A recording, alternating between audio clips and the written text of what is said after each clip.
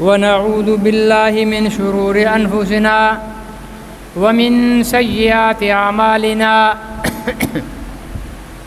من يهده الله فلا مضل له ومن يضلله فلا هادي له ونشهد أن لا إله إلا الله وحده لا شريك له ونشهد أن سيدنا وسندنا وحبيبنا ونبينا ومولانا ومأوانا وملجانا محمدًا عبده ورسوله أرسله بالحق بشيرا ونذيرا وداعيا إلى الله بإذنه وسراجا منيرا صلى الله عليه وعلى آله وأصحابه وبارك وسلم تسليما كثيرا كثيرا أما بعد فأعوذ بالله من الشيطان الرجيم بسم الله الرحمن الرحيم اليوم أكملت لكم دينكم وأتممت عليكم نعمتي ورضيت لكم الإسلام دينا صدق الله العظيم وبلغنا رسوله النبي الكريم ونحن على ذلك لمن الشاهدين والشاكرين والحمد لله رب العالمين.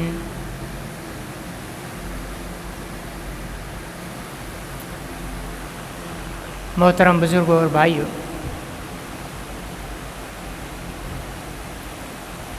اللہ رب العزت نے حضرت محمد رسول اللہ صلی اللہ علیہ وسلم کو جو دین عطا فرمایا اور ان کے ذریعے جو شریعت ہمیں اللہ رب العزت نے عطا فرمائی وہ کامل، اکمل، اتم، اس میں کسی چیز کی کمی یا کسی اضافے کی کوئی گنجائش باقی نہیں ہے.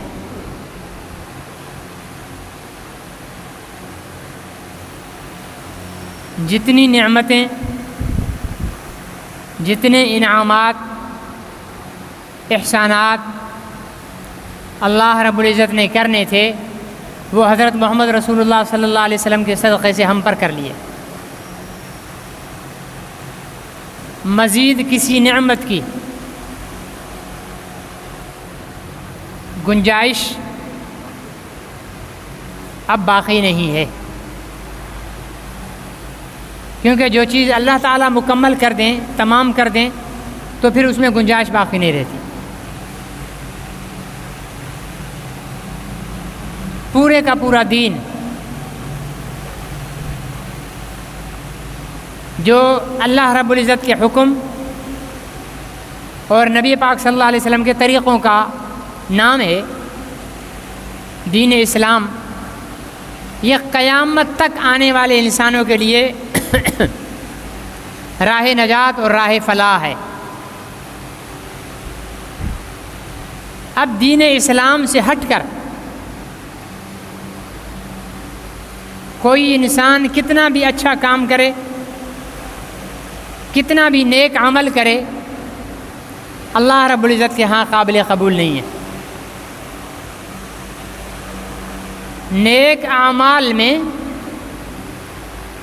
بھی نیک عمل وہ جس کا ثبوت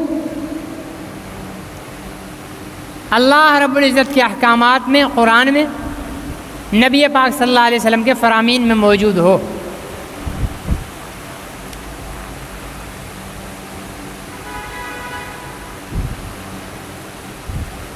حضور علیہ الصلاۃ والسلام کی ہر سنت وہ دین ہے، اور جو حضور علیہ الصلاۃ والسلام کی سنت سے باہر ہے اس کا دین سے واسطہ نہیں ہے. سنت اور بدعت، سنت جو حضور علیہ الصلاۃ والسلام کا قول فعل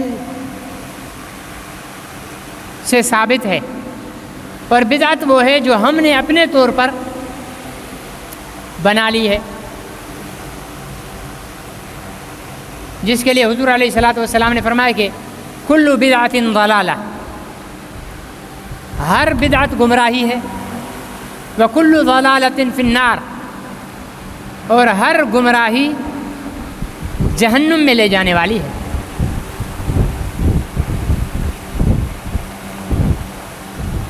سنت اور بدعت کا آسان الفاظ میں اگر کوئی مفہوم سمجھنا چاہے تو جو جملوں کے اندر ہے، کسی بزرگ اللہ والا نے بڑی خوب بات کہی،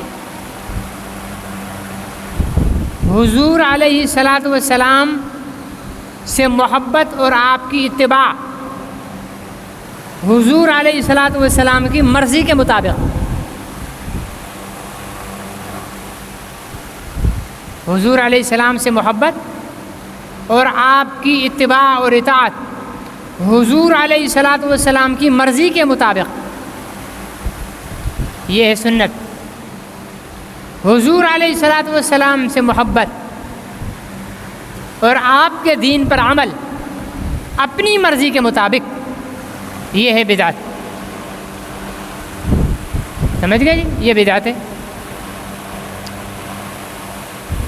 چاہے بدعت کتنا بھی اچھا عمل ہو، وہ بدعت ہی ہوگا۔ کوئی آدمی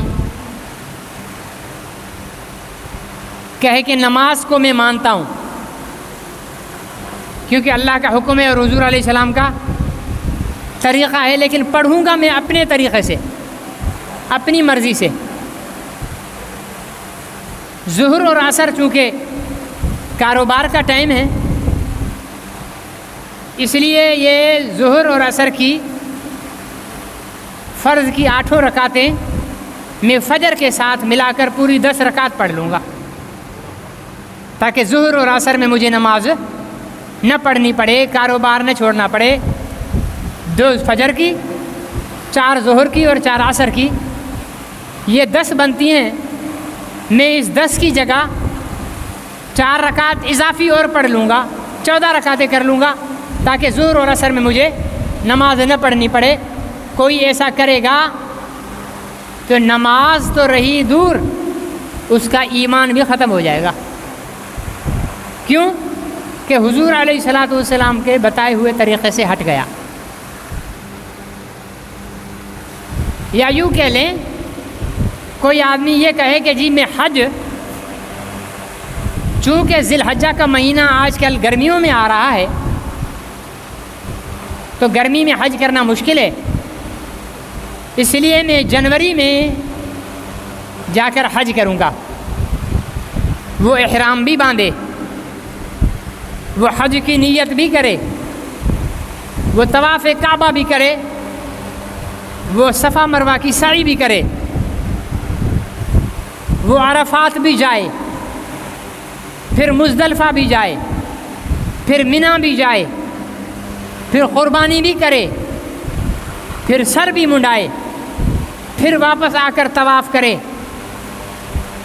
سارے اعمال حج کے کر لے، اور پھر آ کر اپنے دوستوں سے کہے کہ جی میں نے حج کر لیا۔ بھائی کب کیا؟ حج کا تو سیزن نہیں ہے، دراصل وہ گرمیوں میں حج ہوتا ہے نا، اس لیے میں نے کہا گرمیوں میں چھوڑ کر میں جنوری میں، سردیوں میں حج کر لیتا ہوں۔ تو ہر ایک اسے یہی کہے گا کہ تیرا ایمان بھی ختم ہو گیا۔ اسلامی احکامات پر عمل حضور علیہ الصلوۃ والسلام کی مرضی اور سنت کے مطابق ہونا چاہیے۔ اسلام کے احکامات پر عمل اپنی مرضی اور اپنی چاہت کے مطابق ہونا، یہ نہ صرف بدعت ہے بلکہ ایمان سے خارج ہونے کا خوف ہے۔ اور یہ جو دین اسلام حضرت محمد رسول اللہ صلی اللہ علیہ وسلم نے ہمیں عطا فرمایا ہے، یہ صرف آج کے لوگوں کے لیے نہیں، قیامت کی صبح تک آنے والے جتنے انسان ہیں ان سب کے لیے ہدایت اور کامیابی کا ذریعہ ہے۔ شرط یہ ہے کہ اس پر عمل کیا جائے۔ افغانستان کے مولویوں نے افغانستان پر اسلام کو نافذ کر دیا۔ وہاں چوری نہیں، وہاں ڈکیتی نہیں، وہاں قتل نہیں ہوتا، وہاں آبرو ریزی نہیں ہوتی۔ مولویوں کے آنے سے پہلے وہاں پر قتل بھی ہوتے تھے، چوریاں بھی ہوتی تھی، ڈکیتیاں بھی ہوتی تھی، بچیوں کی عزتیں بھی لوٹی جاتی تھی، ہر قسم کا ظلم روا تھا۔ لیکن علماء کرام جب وہاں آئے اور انہوں نے قرآن پاک کو 100% نافذ کیا تو آج افغانستان ہمارے پاکستان سے زیادہ مضبوط اور مستحکم ہے۔ ان کے پاس ایٹم بم نہیں ہے،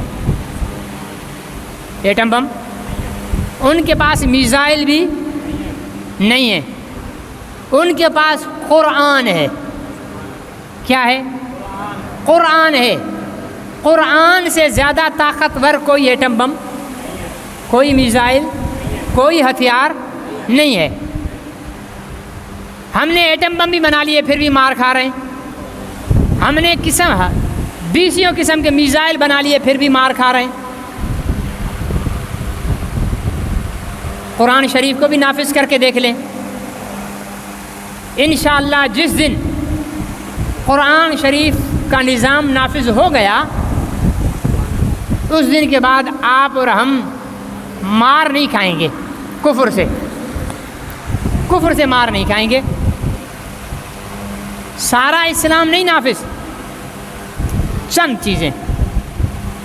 ہمارے ہاں سندھ میں ڈاکو راج بہت بڑا ہے، اور ان ڈاکوؤں کی سرپرستی کرنے والے ہمارے بااثر زمیندار، وڈیرے، خان بہادر، چودھری صاحب، یہ لوگ ان کو سپورٹ کرتے ہیں، انہیں پناہ دیتے ہیں۔ کل رحیم یار خان میں کچے کے علاقے میں ڈاکوؤں نے 12 پولیس والوں کو بیچاروں کو شہید کر دیا۔ وہ ڈیوٹی دے کر واپس جا رہے تھے، گھیرا ڈالا اور ان پر راکٹ برسانا شروع کر دیے۔ 20 جنے تھے، 12 شہید ہو گئے، 6 زخمی ہو گئے، اور 1-2 جو تھے وہ کوئی بچ گئے۔ پولیس ہوتی ہے عوام کی حفاظت کرنے کے لیے، ایسا ہی ہے نا؟ جس ملک میں پولیس محفوظ نہ ہو وہاں آپ کی اور میری حفاظت کہاں سے ہوگی؟ نہیں ہوگی۔ اگر حکمران، اگر ہمارے آرمی چیف صاحب، ہمارے چیف جسٹس صاحب اور ہمارے ملک کے کرتا دھرتا واقعتاً ملک میں امن قائم کرنا چاہتے ہیں، ہر صوبے میں صرف 10 ڈاکو پکڑے، قرآن کے حکم کے مطابق ان کا ایک بازو کاٹ دیں اور ایک ٹانگ کاٹ دیں، اور ایک ٹانگ میں رسا باندھ کر بجلی کے کھمبے پر لٹکا دیں۔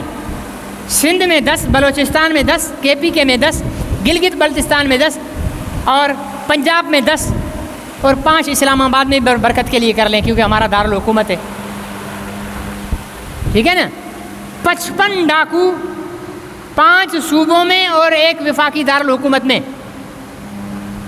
شریعت کے حکم کے مطابق ان کی ہاتھ اور ٹانگ کاٹ کر الٹا لٹکا دیں کھمبے پر زندہ، پھر ان کے زندہ کو پیٹ میں نیزے یا نوکدار چیز سے ان کا پیٹ پھاڑیں، زندہ، مار کر نہیں، پیٹ پھاڑ دیں، ان کی انتڑیاں باہر آ جائیں، وہاں کھمبے پر تڑپ تڑپ کر مر جائیں، پھر 3 دن تک ان کی لاشیں لٹکی رہیں، تمام ٹی وی چینل والے ان کی لاشوں کو لائیو 24 گھنٹے دکھاتے رہیں۔ میں قسم کھا کر کہتا ہوں اگر اس کے بعد 50 سال تک پاکستان کے کسی شہر میں ڈاکہ پڑ جائے اور میں مر جاؤں تو میری قبر پر آ کر جوتے لگانا، نہیں ہوگا کبھی۔ کبھی نہیں ہوگا۔ اتنا مضبوط ہے قرآنی احکامات کا نظام، قرآنی سزاؤں کا نظام، ٹھیک ہے نا جی۔ نہیں کر سکتے جب خود اپنے ہاتھوں کے ساتھ ان کے ہاتھ اور بازو اور ٹانگ کٹتے ہوئے، ان کے پیٹ پھٹتے ہوئے دیکھیں گے، جو کچے میں بیٹھے ہوئے ڈاکو دیکھ رہے ہوں گے نا، وہ وہیں پر ناک رگڑ رگڑ کر توبہ کریں گے کہ آج کے بعد ہم نے ڈاکے نہیں ڈالنے ہیں۔ لیکن ہمارے حکمران یہ کام کریں گے اس لیے کہ ڈاکو ہمارے حکمرانوں کے پالے ہوئے خود کے ہیں، ٹھیک ہے نا۔ یہ ہمارے حکمرانوں کے ڈاکو پالے ہوئے خود کے ہیں۔ انہوں نے جب جہاں بدامنی کرنی ہوتی ہے وہاں ڈاکو چھوڑ دیتے ہیں، ورنہ اپنا سوات میں، دیر میں اور قبائلی علاقوں میں پاکستانی طالبان نے دہشت گردی پھیرائی، فوج کی آپریشن ہوئے، ختم ہو گئے نا، تو کچے کے ڈاکو ہماری فوج کے لیے حیثیت ہی کیا رکھتے ہیں؟ کوئی حیثیت نہیں رکھتے۔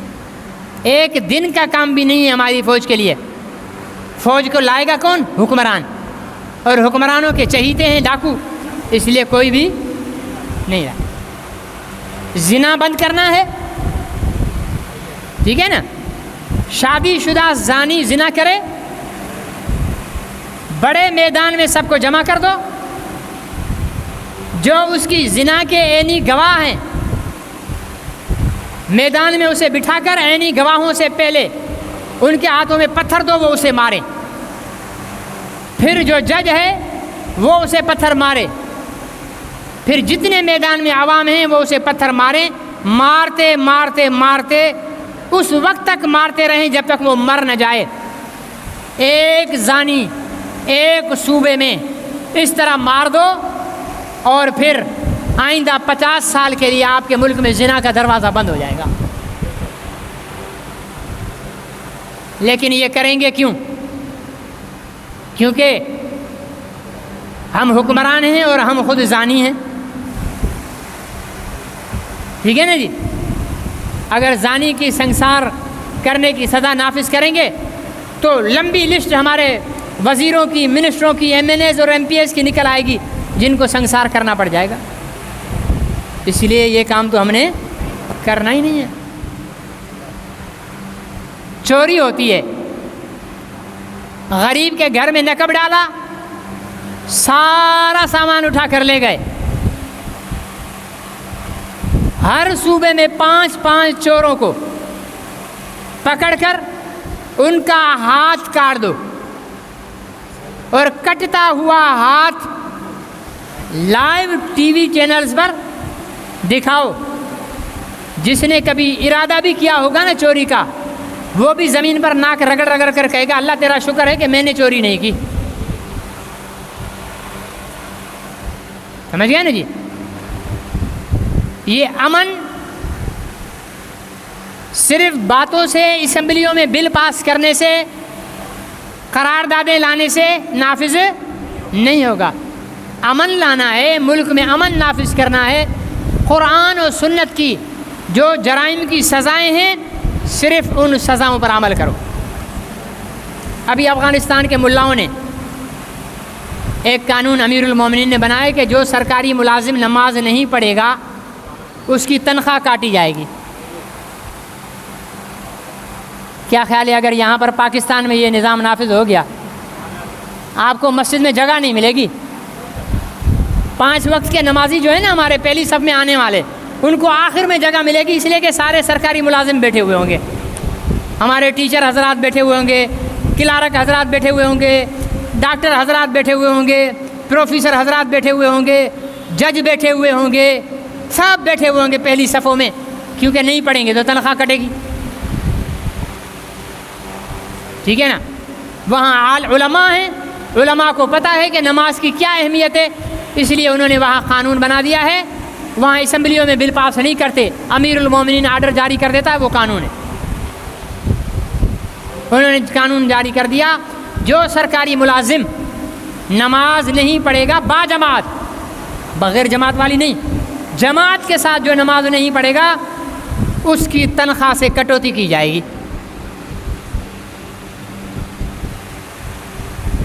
اچھا سسٹم ہے، لیکن یہاں یہ قانون لانے والے خود ہی نماز نہیں پڑھتے ہیں تو وہ قانون لائیں گے کیوں؟ صحیح ہے غلط ہے؟ جو قانون بنانے والے ہیں وہ خود ہی بے نمازی ہیں تو وہ یہ قانون لائیں گے کیوں؟ قانون بنانے والے خود زانی ہیں تو وہ زنا کے مجرم کی سزا نافذ کریں گے کیوں؟ قانون لانے والے خود شرابی ہیں تو شرابی کی سزا لائیں گے کیوں؟ قانون نافذ کرنے والے خود ڈاکو ہیں، ڈاکو ہے نا بھائی، ایک ڈاکو ہے کچے میں اور ایک ڈاکو ہمارے ملک کے ہر سرکاری دفتر میں بیٹھا ہوا ہے، کوٹ پہنا ہوا ہے، ٹھیک ہے نا، قیمتی بوٹ پہنے ہوئے ہیں، قیمتی چشمہ لگا ہوا ہے، بالوں کا اسٹائل بنایا ہوا ہے، ایک بڑی میز اس کے سامنے پڑی ہوئی ہے۔ یہ جدید قسم کے ڈاکو ہیں۔ یہ کیا ہیں؟ یہ جدید قسم کے لیٹسٹ ڈاکو ہیں۔ یہ مال لوٹنے کے لیے بندوق نہیں اٹھاتے۔ آپ جاؤ گے، جناب یہ میری زمین ہے، اس کا سیل سرٹیفکیٹ بنا کر دے دو، میں نے زمین بیچنی ہے، سیل سرٹیفکیٹ کی فیس ہوگی 1000 روپیہ، آپ کو وہ ڈاکو کہے گا 25,000 روپے لاؤ پھر سیل سرٹیفکیٹ بنے گا۔ اب میں مجبور ہوں، مجھے تو زمین بیچنی ہے، اس نے بندوق نہیں اٹھائی، لیکن اس بدبخت ڈاکو نے مجھ سے 25,000 روپے لے لیے۔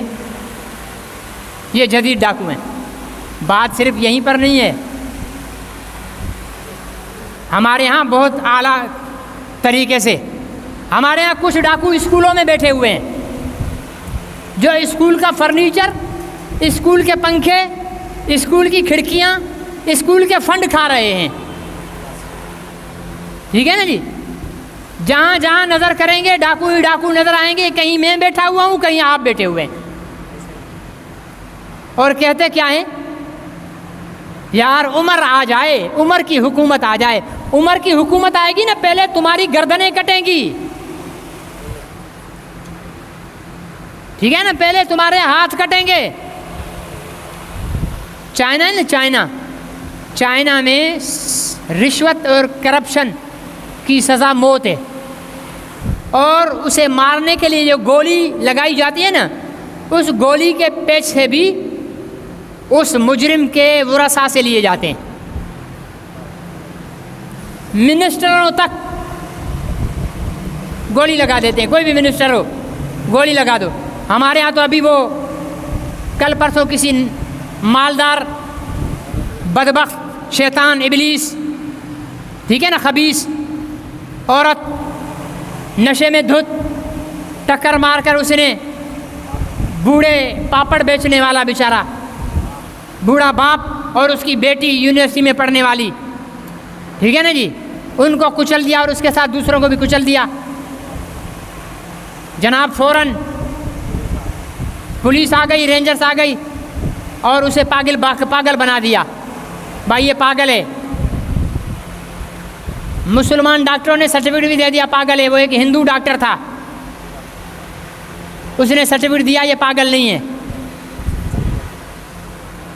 اب میں ہندو ڈاکٹر کو ڈاکو کہوں یا مسلمان ڈاکٹر کو ڈاکو کہوں؟ میں ہندو ڈاکٹر کو قاتل کہوں یا مسلمان ڈاکٹر کو قاتل کہوں؟ جو قاتلوں کو تحفظ فراہم کرے وہ قاتل ہی ہوگا نا، چاہے وہ راشد مدنی ہو۔ صحیح ہے یا غلط ہے؟ جھوٹے سرٹیفکیٹ دے دیتے ہیں، یہ کیا ہے؟ یہ کرپشن ہے، یہ ڈاکو ہیں،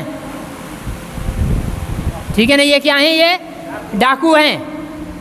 کوئی ڈاکو ڈاکٹر کے روپ میں ہے، کوئی ڈاکو پرنسپل کی روپ میں ہے، کوئی ڈاکو ٹیچر کے روپ میں ہے، اسکول میں نہیں پڑھا رہا، اسکول میں نہیں پڑھا رہا، سرکاری اسکول میں آنے والے بچوں کو کہتا ہے شام کو میرے گھر پہ آنا، 1000 روپے فیس سبجیکٹ ٹیوشن فیس ہوگی، میں وہاں پڑھاؤں گا۔ یہ بھی ڈاکو ہے۔ اچھا لگے یا برا لگے میں تو کہوں گا بھائی، ٹھیک ہے نا جی۔ ڈاکٹر صاحب سرکاری اسپتال میں مریض کو نہیں چیک کرتے، بس ہاتھ پکڑا، یوں لگایا، دوائی لکھ کر دی، نے پوچھا نہیں، کچھ کیا، یہ بھی پھر اسے کہتا ہے شام کو میرے پاس آ جانا پرائیویٹ کلینک پہ اچھی طرح تفصیل سے. پھر پرائیویٹ کلینک بھی وہ کوئی ایمانداری سے نہیں دیکھتے, ٹیسٹ کمپنیوں سے معاہدے کیے ہوئے ہیں. یہ ٹیسٹ لکھ کے آؤ, پیٹ میں درد ہے ٹیسٹ سینے کا لکھ کر دیا ہے, ٹھیک ہے نا جی. کیوں؟ اس لیے کہ پیٹ کے ٹیسٹ کی رپورٹ سستی ہے, سینے کے ٹیسٹ کی رپورٹ مہنگی ہے. کچھ ہو نہ ہو 10 ٹیسٹ لکھ کر دے دیں گے کیونکہ وہاں پر کمیشن بن رہا ہے ڈاکٹر صاحب کا. یہ بھی ڈاکو ہے, ٹھیک ہے نا جی. یہ بھی کیا ہے, ابھی بول نہیں رہے سب, ٹھیک ہے. میرے بھی دوست ہیں ڈاکٹر ماسٹر, ٹھیک ہے نا جی, پروفیسر انجینئر ہر قسم کے لوگ میرے بھی دوست ہیں. اپنا اوپر آیا وہ غلط ہے, ٹھیک ہے نا جی. ہیڈ ماسٹر صاحب سالانہ ان کو ملتا ہے اسکول کا بجٹ, اسکول کہاں لگا ہے سارا ڈی او اور ڈائریکٹر کے ساتھ مل کر اس کو آپس میں بندر بانٹ کر کے کھا جاتے ہیں. یہ بھی ڈاکو ہیں. مولوی مسجد کا چندہ لے کر کھا جائے وہ بھی. اب تو خوش ہو, ہاں جی, کب سے بول رہے ہو, دوسروں کو بول رہے ہیں, مولویوں کا بھی بول رہا ہوں. مولوی مدرسے کا چندہ لے کر کھا جائے وہ بھی ڈاکو ہے. اب بڑی زور سے بول رہے ہیں وہ ڈاکو ہے. کوئی بھی ہو, سمجھے نا, جہاں جہاں پر رشوت لے رہا ہے ان کو شرم بھی نہیں آتی ہے. 2 لاکھ روپے تنخواہ کھا رہے ہیں, 10,000 روپے کمانے والے سے رشوت لے رہے ہیں. حد نہیں ہے بے غیرتی کی. رشوت لے رہے ہیں ان سے, ان کی مجبوری کا فائدہ. وہ تو میں ایک کیس میں کورٹ چلا گیا, صرف کیس لگوانے کے لیے, کیس لگوانے کے لیے 15 20 ہزار روپے رشوت دی جاتی ہے کہ یہ میرا کیس فلانے جج کے پاس فوراً لگوا دو. اگر آپ نے فیس نہیں دی, کتے کو فیس نہیں, کتے کو ہڈی نہیں دی تو آپ کا کیس کبھی بھی نہیں لگے گا. یہ سیشن کورٹ کی کہانی ہے. پھر ہائی کورٹ بڑی ہے تو وہاں بڑے ڈاکو بیٹھے ہیں, پھر سپریم کورٹ اس سے بڑی ہے تو وہاں اس سے بڑے ڈاکو بیٹھے ہوئے ہیں. اور سب سے بڑے ڈاکو بتاؤں, میں وزیر اعظم ہوں, حاجی خیر محمد صاحب میرے وزیر ہیں, حاجی محمد عمر صاحب میرے وزیر ہیں, فدا حسین مؤذن میرا وزیر ہے. اب ہم سب بیٹھے ہیں جی, پاکستان کو بجلی دینی ہے. اچھا جی چلو, ایک حاجی خیر محمد نے بجلی گھر بنایا, ایک حاجی محمد عمر نے بجلی گھر بنایا, ایک فدا حسین مؤذن نے, ایک غلام نبی نے بنایا. اب معاہدہ کر رہے ہیں جی آپ کو بجلی اتنی چاہیے ہوتی ہے لیکن آپ کو ضرورت چونکہ نہیں ہے, لیکن ہم سے معاہدہ کر لو, ہم بجلی بنائیں یا نہ بنائیں, ہم بجلی بنائیں یا نہ بنائیں, ہمیں ہمارا خرچہ جتنا بجلی بنانے کا بنتا ہے ہمیں سالانہ وہ خرچہ دیا جائے گا. میں نے معاہدہ کر دیا کیونکہ حاجی صاحب میرے دوست ہیں, حاجی صاحب میرے دوست ہیں, غلام نبی میرا دوست ہے, فدا حسین میرا دوست ہے. میرے جیب سے تھوڑی جا رہا ہے, ملک کے خزانے سے جا رہا ہے. سب سے بڑا ڈاکو تو میں ہوں نا. 10,000 ارب سالانہ یہ بجلی گھروں کو جا رہا ہے, جن کے ساتھ ہم نے وہ کیا لفظ استعمال کرتے ہیں اس کے لیے, یہ کمپنیوں کے لیے ایک لفظ استعمال کرتے ہیں. آپ سب غیر سیاسی بندے بیٹھے ہوئے, ایک میں ہی سیاسی بیٹھا ہوا ہوں, بہت شریف ماشاءاللہ, ٹھیک ہے نا جی. تو ان کو کمپنیوں کو سالانہ ہزاروں ارب روپے آپ کے میرے خرچ سے دیا جا رہا ہے. پھر وہ ہزاروں ارب وصول کیسے ہوتا ہے؟ وہ میرے بل میں لگ کر آئے گا, آپ کے بل میں لگ کے آئے گا, آپ کے بل میں لگ کے آئے گا, آپ کے بل میں لگ کے آئے گا. وہ پورے سال میں 1000 ارب روپیہ ہماری جیبوں سے لیا جائے گا. بجلی بنی ہی نہیں ہے, ان کے انجن جنریٹر چلے ہی نہیں ہیں, ٹھیک ہے نا؟ بیٹھے بیٹھے وہ کتے، وہ کمینے، وہ حرام زادے، وہ خبیث الفطرت، وہ لعین، وہ مردود ناراض ہو گئے ہو. جو آپ کو لوٹ رہے ہیں ان کے لیے بول رہا ہوں میں. وہ خبیث الفطرت، وہ حرام زادے سیاستدان ہم سے سال میں ہزاروں ارب روپے لے کر پھر اپنی ہی جیبیں بھر لیتے ہیں. میں نے معاہدہ کیا ہوا ہے بھائی آپ کو سال میں ملے گا 1000 ارب، اس میں سے 5000 آپ مجھے دو گے، دوسرے کو بھی دے دیا 5000 مجھے دو گے. اب ان کی مشینیں چلی نہیں، 5,000 ارب ان کو مفت میں مل رہے ہیں اور مجھے جو ہے مفت میں مل رہا ہے، کیونکہ میری جیب سے تو نہیں جا رہا نا. اور یہ صرف بات عمران خان کی نہیں ہے، عمران خان ہو، نواز شریف ہو، زرداری ہو، شہباز شریف ہو، سارے ایک حمام میں ننگے نہانے والے ہیں. آپ کے اور میرے حق پر ڈاکہ ڈال رہے ہیں. انہی کے رشتہ دار، انہی کے بہنوئی، انہی کے سالے، انہی کے بھتیجے، ان کے چچا، ان کے ماموں ان کمپنیوں کے مالک ہیں. جو بجلی نہیں بن رہی دنیا میں، پوری دنیا میں کسی بھی خطے میں یہ ظلم نہیں ہو رہا جو پاکستان میں ہو رہا ہے. پوری دنیا میں چلے جاؤ، 50 یونٹ استعمال کرو گے تو فی یونٹ 5 روپے، لیکن اگر 100 یونٹ استعمال کرو گے فی یونٹ 3 روپے، 200 یونٹ استعمال کرو گے فی یونٹ 2 روپے، 300 یونٹ استعمال کرو گے فی یونٹ 1 روپیہ. ویسے یہاں بازار میں بھی چلے جاؤ، کسی سے پوچھو بھائی یہ سیب کیا کلو ہیں؟ جی مولوی صاحب 100 روپیہ کلو. یار 5 کلو لینے، 5 کلو لینے، رعایت کر دو، ایسے بولتے ہیں نا؟ یا ایسے بولتے ہیں یار آدھا کلو لینے، رعایت کر دو. رعایت کب کرائی جاتی ہے؟ جب زیادہ کوانٹٹی ہو، زیادہ مقدار ہو. ہم کہتے ہیں یار 5 کلو لینے. اچھا مولوی صاحب چلو ٹھیک ہے، ویسے کلو 100 روپے کا ہے، آپ 5 کلو لے رہے ہو 400 روپے میں. یہ ٹھیلے والا بھی زیادہ لینے پر رعایت کرتا ہے. ایک ہمارے بغیرت وابڈا والے، گیس والے، یہ خبیث لوگ کیا کرتے ہیں؟ بجلی زیادہ استعمال کرو تو زیادہ مہنگی، گیس زیادہ استعمال کرو تو زیادہ مہنگی، ٹرین پہ سفر زیادہ لمبا کرو تو زیادہ مہنگا. پوری دنیا میں جو چیز زیادہ استعمال کرتے ہو وہ سستی ہوتی جاتی ہے. ہمارے ہاں جو چیز زیادہ استعمال کرتے ہیں وہ مہنگی ہوتی جا رہی ہے. بجلی بنی نہیں. یہ سارا کیوں ہے؟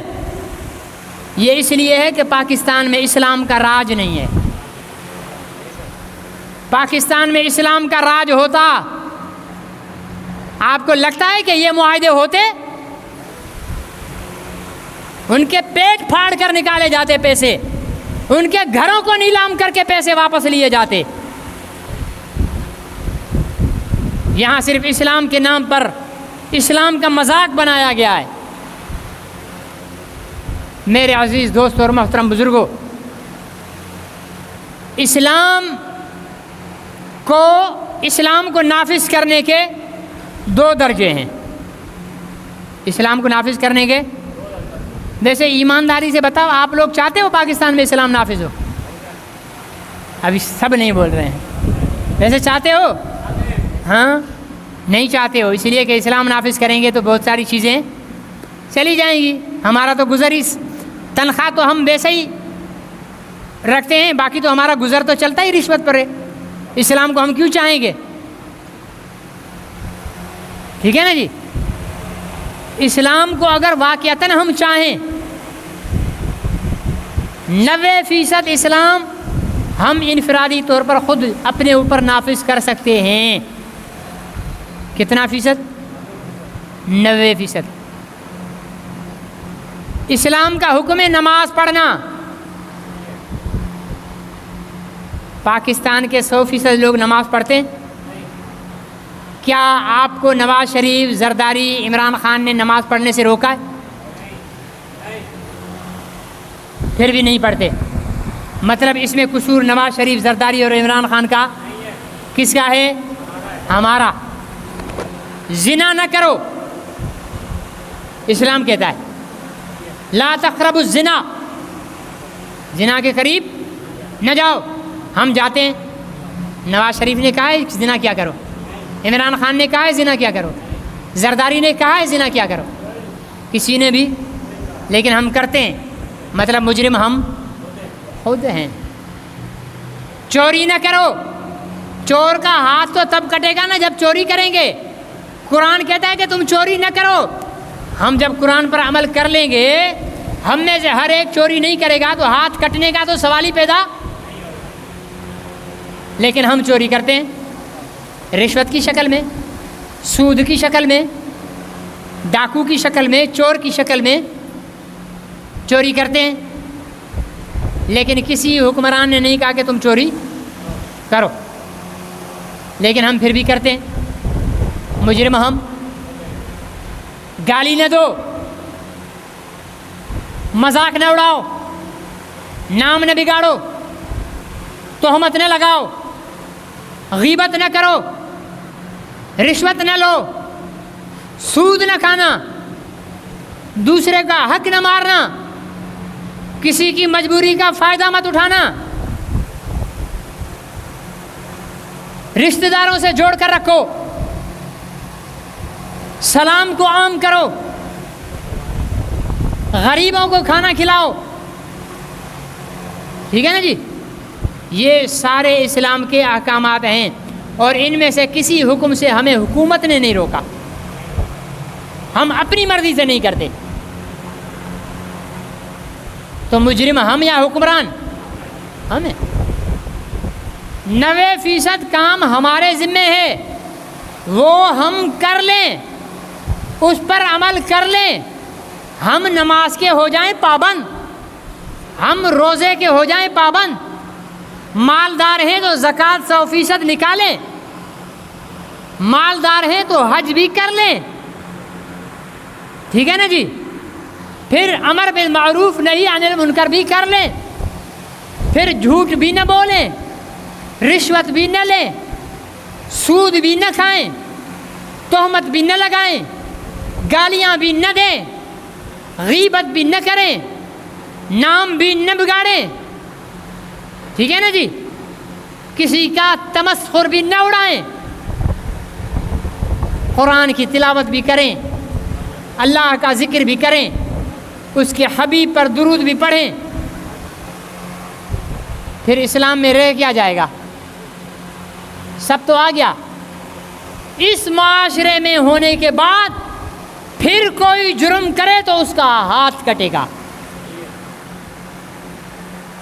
اس معاشرہ قائم ہونے کے بعد کوئی رشوت لے گا تو جیل میں جائے گا. یہاں تو جس کی پونچھ اٹھاؤ گدھی ہے، یہاں تو جس کی دم اٹھاؤ گدھی ہے، یہاں تو کوئی نر ہے ہی نہیں. تو ہاتھ کس کا کٹے اور کس کا چھوٹے؟ پھر کوڑے کس کو لگیں اور کس کو نہ لگیں؟ پھر سنگسار کون ہو اور کون نہ ہو؟ یہاں تو آوے کا آوا بگڑا ہوا ہے. لیکن اگر اس آوے کو ہم درست کرنا چاہیں تو اس آوے کو درست کرنا ہمارے ہاتھ میں ہے، ہمارے ہاتھ میں. میں خود اپنے 5-6 فٹ کا جسم، اپنی بیوی، اپنی بیٹیاں، اپنے بیٹوں، اپنی اولاد اور خاندان پر قرآن و سنت کو نافذ کر دوں. ایک گھر ہو گیا، ایسے 20 گھر بن کر ایک محلہ بنے گا. اس محلے کے 20 کے 20 گھر، ہر ایک اپنے گھر کے اندر قرآن و سنت کا نظام نافذ کر لے، ایک محلے میں اسلام آ گیا. 10 محلے مل کر ایک بہت بڑا شہر کا علاقہ بن جائے گا. ایک شہر کے حصے میں اسلام آ جائے گا، ایک شہر میں اسلام آ جائے گا. اسلام آنے میں دیر، لیکن ہمارے ہاں تو داڑھی منڈا تو چوری کرتا ہی کرتا ہے، داڑھی والا اس سے بڑا چور بن گیا ہے. بے نمازی تو چور ہے ہی ہے، اب نمازی بھی بڑے چور بن گئے ہیں. بلکہ ہمارے ہاں تو بہت سے نمازی نماز پڑھتے ہی چوری کرنے کے لیے ہیں، تاکہ لوگ ہمیں دیکھیں کہ بھائی بڑے نمازی ہیں، پرہیزگار ہیں، پھر ہماری دکان پر آ کر ہم سے خریدیں، پھر ہم ان کی کھال اتاریں۔ ہم تو ان کی نماز کو دیکھ کر جائیں گے نا، ہمیں کیا پتا کہ وہ اندر سے کسائی ہے۔ اس لیے بھائی ادخلوا فی السلم کافہ، اللہ نے فرمایا اسلام میں پورے کے پورے داخل ہو جاؤ، دو رنگی چھوڑ دو، یہ تماشا چھوڑ دو، پورے کے پورے اسلام میں داخل ہو جاؤ۔ پھر چاہے وہ ہمیں حکم عمل کرنے پر تکلیف ہو یا راحت ہو، ہم نے اسلام پر عمل کرنا ہے، کیونکہ اسلام اس وقت دنیا کا واحد مذہب ہے جو راہ نجات ہے، جو فلاح کا ذریعہ ہے، جو کامیابی کا راستہ ہے۔ اسلام صرف نماز پڑھنے کا نام نہیں ہے، اسلام صرف داڑھی رکھنے کا نام نہیں ہے، اسلام صرف روزہ رکھنے کا نام نہیں ہے، اسلام صرف ہر رمضان میں عمرہ پر جانے کا نام نہیں ہے، اسلام ہر سال حج پر جانے کا نام نہیں ہے، اسلام پڑوسی کو تکلیف سے بچانے کا بھی نام ہے، اسلام مسلمان کو اذیت سے بچانے کا بھی نام ہے۔ میرے آقا نے فرمایا مومن وہ ہے، مسلم وہ ہے جس کی زبان اور ہاتھ سے دوسرا مسلمان بچے۔ میرے نبی نے فرمایا مسلم وہ ہے جو دوسرے کے لیے بھی وہی پسند کرے جو اپنے لیے پسند کرتا ہے۔ اس معیار پر اپنے آپ کو پرکھ لو، کیا میں آپ کے لیے وہ پسند کرتا ہوں جو مجھے اپنے لیے پسند ہے؟ کیا آپ میرے لیے وہ پسند کرتے ہو جو آپ کو اپنے لیے پسند ہے؟ نہیں، میں اپنے لیے اچھا پسند کرتا ہوں، دوسرے کے لیے سادہ پسند کرتا ہوں۔ میری زبان اور ہاتھ سے کسی مسلمان کی عزت و آبرو اور اس کا دل محفوظ نہیں ہے۔ اس لیے ان باتوں کو چھوڑ کر ادخلوا فی السلم کافہ پر عمل کرنا ہوگا، مکمل اسلام میں آنا ہوگا۔ اسلام کے دو حصے ہیں، عبادات، معاملات۔ عبادات میں یہ ہے جو آپ بیٹھے ہو، معاملات باہر تجارت ہو رہی ہے، معاملات بھائی کا بھائی کے ساتھ تعلق ہے، معاملات رشتہ داروں کے ساتھ تعلق ہے، معاملات کاروبار کرنا ہے، معاملات دوسروں کو اذیت سے بچانا ہے، یہ معاملات ہیں۔ ہم نمازیں پڑھ کر خوش ہو گئے کہ ہم تو بڑے مومن ہیں، اور پڑوسیوں کے ناک میں دم کر رکھا ہے، اور اپنے مسلمانوں کو تکلیف دے رکھی ہے، گالی زبان سے چھوٹتی نہیں ہے، تہمت لگاتے چوکتے نہیں ہیں، کسی کی غیبت کرتے ہوئے ڈرتے نہیں ہیں۔ نماز پڑھ کر ہم کہتے ہیں بھائی ہم تو بڑے نیک ہیں، یہ بدبخت نماز نہیں پڑھ رہا۔ اللہ مجھے اور آپ کو 100% اسلام پر عمل کی توفیق نصیب فرمائے۔ سنت پڑھ لیجیے۔